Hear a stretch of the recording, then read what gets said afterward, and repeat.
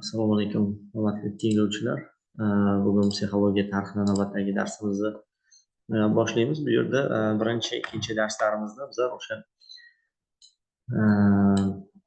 psixologiya kasbi, professionalizm bo'yicha bir qancha ma'lumotlarni berib ketdik va qo'shimcha ma'lumotlardan foydalanish uchun ham manbalar, ma'lumotlarni taqdim etganmiz. Endi bevosita o'sha fanni o'ziga kirish, ya'ni psixologiya fanining tadqiqot sohasi, uni maqsad, vazifalari haqida bugungi darsimizda davom ettiramiz. Bugungi darsimizni agar o'zlashtiradigan bo'lsak, nimalarga ega bo'lamiz? Birinchi navbatda psixologiya fanining maqsad, vazifalarini aniq bu yerda ajratib olamiz. Ikkinchi navbatda psixologiyani bir qancha davrlarda, juda katta davrlar deb olish mumkin, falsafa fan tarkibida taraqqiyoti bo'lgan, bularni ko'rib chiqamiz. Psixologiyaning mustaqil falsafadagi taraqqiyotini ko'rib chiqamiz. Bu davrlashtirish degani o'sha qaysi davrlarda bu xususida to'xtalib o'tamiz. Keyingi psixologiya tarixini ilmiy tamoyillari va manbalarini bugungi darsimizda ko'rib chiqamiz. Bu yerda lirik chekilish sifatida kelyapti. Mana bu yozuvlar sizlarga noma'lum bo'lishi mumkin. Bu o'sha qadimgi grek tilidagi yozuv, ya'ni psixo yozuvi. Uni psixio degan nomlarda olish mumkin va bu ruh, jon, inson ruhiyatini ifodalovchi bir tushuncha sifatida bu yerda ifodalangan. Bundan tashqari uni yana boshqa nomi bor. Misol uchun bizlar shakldosh so'zlar bor bizning tilimizda ham. Misol uchun yosh desa, ko'z yosh, insonni umr yoshi, necha yoshga to'lganligi, shunaqa ko'p ma'noli bo'ladigan bo'lsa, bu yerda psixio shunaqa ko'p ma'noli. Birinchisi ruh, jon va ikkinchisi kapalak degan ma'nolarda qo'llanilganligini ko'rishimiz mumkin o'sha tilda. Bu yerda o'sha psixoga o'xshaydimi? Mana bu ya'ni ayrim manbalarda bu psixio harfini e'tibor bergan bo'lsak, bu yerdagi birinchi harfni qarasangiz, mana bu belgini eslab qolishga harakat qiling. Birinchi harfini, grekcha o'sha birinchi harfini aynan o'sha ruh, jonni bildiruvchi psixio degan o'sha grek alfabetidagi harf. Endi buni o'xshatilishi mana bu yerda ko'rsangiz, nayza uchi, ya'ni ularda o'sha harflar belgili bo'lgan. Bu belgilar ma'lum bir narsalardan olinganligi bo'yicha o'sha tilshunoslar bildiradi. Mana bu u davrlarda ko'p xudolik dini bo'lgan, ya'ni Gretsiya ko'p xudoga sig'inuvchi qavm sifatida dastlabki davrlarda tilga olinadi va Zeus ularni eng oliysi deb ular e'tiqod qilishgan. Uni o'sha nayzasini uchidan olingan degan bu yerda qarorlari bo'lishi mumkin. Mana bu belgi, boyagi ajratib ko'rsatyapmiz. Mabodo siz buni qayerdadir ko'rib qolsangiz, demak bilingki, bu yerda psixologik markaz bor. Bu psixologiyani logotipi, belgisi sifatida, ramz sifatida tushirilgan grekcha psix harfi. Ko'plar vilkaga yoki boshqa narsaga o'xshatish mumkin, lekin bu aslida o'sha grekcha psix harfi hisoblanadi. Psixia kim bo'lgan? Ya'ni bu yerda Yunon mifologiyasida o'sha asoralarida bir qancha xudolar bo'lgan. O'sha ruh, jonni psixia degan xudosi mavjudligiga ishora qiladi. Bir qancha ular o'zlari tasvirlashga harakat qilgan bir jihatlarni ko'rishimiz mumkin. Endi bu yerda German Ebbinghausni psixologiya has a long past, ya'ni judayam uzoq o'tmishga ega, lekin qisqa tarixga ega deb aytyapti. Biz bilamizki, psixologiyada endi juda qadimdan psixologiya haqidagi qarashlar, tasavvurlar mavjud bo'lgan. U ibtidoiy davrlardan boshlab insonning ruhiyati, uni xususiyatlari insonlarni qiziqtirgan. O'sha davrdan bo'lgan. Lekin juda yaqin davrdan u mustaqil fan sifatida hozirgi biz aytayotgan nom bilan psixologiya nomi sifatida tanilgan. Mana shuning uchun ham German Ebbinghausni bu yerda qarashlarini bir ajoyib o'xshatish sifatida qabul qilishimiz mumkin bo'ladi. Psixologiya fanining predmeti nimadan iborat degan savolga rejamizda bor edi, unga to'xtalib o'tamiz. Birinchi navbatda psixologiya tarix fani predmeti psixik voqelikni emas, o'sha psixik borliq, psixik voqelikni emas, u haqidagi tasavvurlarni aniqlanish bosqichlarini o'rganadi. Misol uchun birinchi davrda insonni ruhiyati haqida qanaqa fikrlar bormi, keyingi davrda qanaqa fikrlar bo'ldi, ularni o'zgarishi, bir xilligi, ularni o'rganishlikda keyingi bosqichlarni o'rganadi. Bu uni predmet sifatida namoyon bo'ladi. Shuning uchun ham fanni asosiy predmeti davrlashtirish asosida o'rganiladi. Biz bu davrda, qadimgi davrda, o'rta davr, o'rta asrlar davrida, yangi asrlar davrida, yangi asrning so'nggi davrlarida qanaqa xususiyatga ega, mana bu davrlashtirib o'rganamiz va bu fanni predmeti sifatida bu yerda namoyon bo'ladi. Xo'p, endi bu yerda psixologiya so'zini lug'aviy ma'nosini bildirib ketyapti. Biz boshida bunga to'xtalib bu haqida gapirib o'tgandik. Ya'ni bu ruh jon, psixi, ruh jon, logos ta'limot.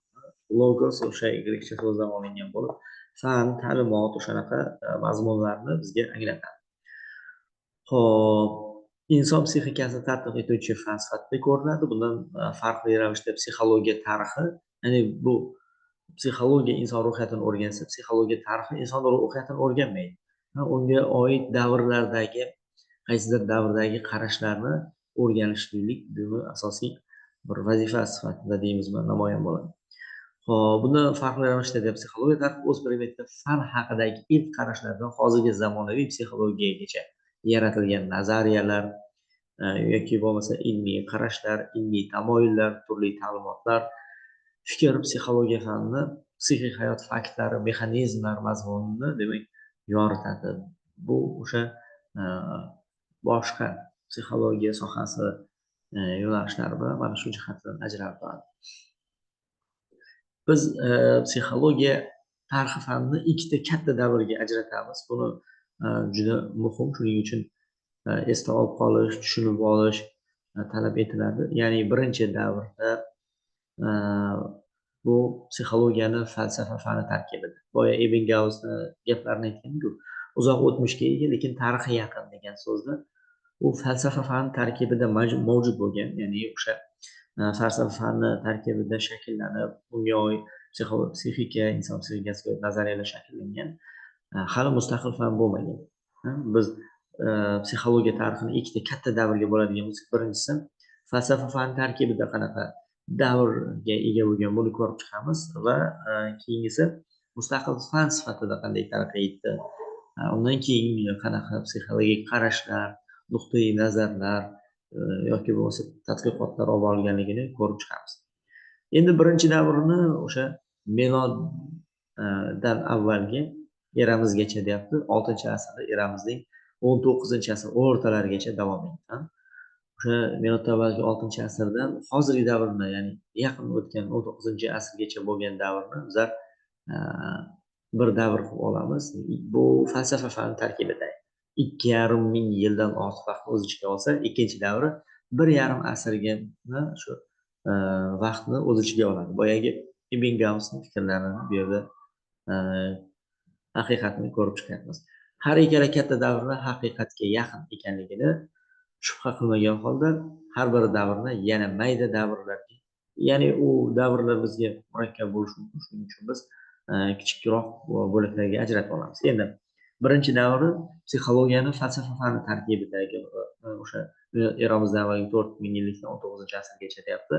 Endi birinchi davr miloddan avvalgi 6-asrdan 5-asrgacha psixika haqida dastlabki ilmiy tasavvurlar paydo bo'lishi, ularning dastlabki taraqqiyoti, insonning ruhiyati, u xususida olimlar tomonidan fikrlar, mulohazalar bildirishga boshlangan. Keyingisi 5-asrdan 8-asrgacha ruh haqida ta'limot, falsafa ta'limot va tibbiy bilimlar bazasida rivojlanadi. Misol uchun Gippokratni oladigan bo'lsak, Gippokrat u o'sha o'zini davrida o'sha tabobat bo'yicha ma'lum bir muvaffaqiyatlarga erishgan va o'sha nuqtai nazardan kelib chiqib, uni shaxs temperament xususiyatlarini yaratgan. Ya'ni bu yerda ko'ryapsiz, tibbiyot bilimlar bazasida rivojlandi deyapti.